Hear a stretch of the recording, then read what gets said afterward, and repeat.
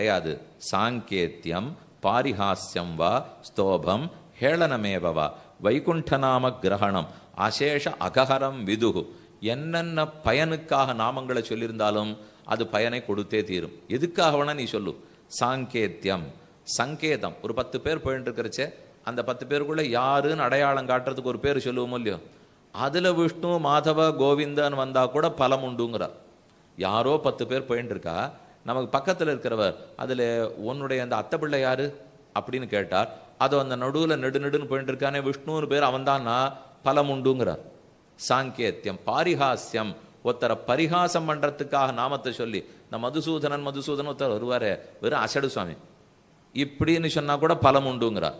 சாங்கேத்தியம் பாரிஹாஸ்யம் ஹேளனமேவாவா. கேலி பண்ணுறதுக்கு சொன்னாலோ கோவப்பட்டு வெய்யிற மொழியோ அந்த சமயத்துக்கு நாமத்தை சொன்னாலோ எதற்குமே பலம் உண்டு.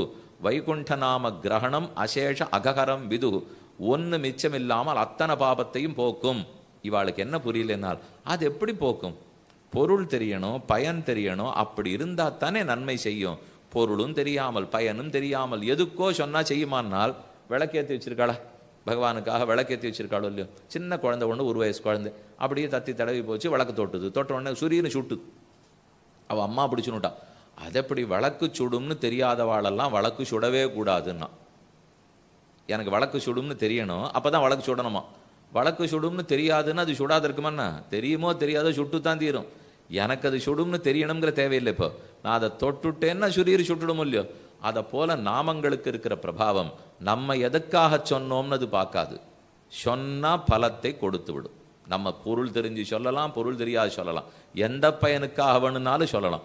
ஆனால் சொல்லிட்டோம்னா அதுக்குன்னு ஒரு பெருமை இருக்கும் இல்லையோ, அதை கொடுக்கும்.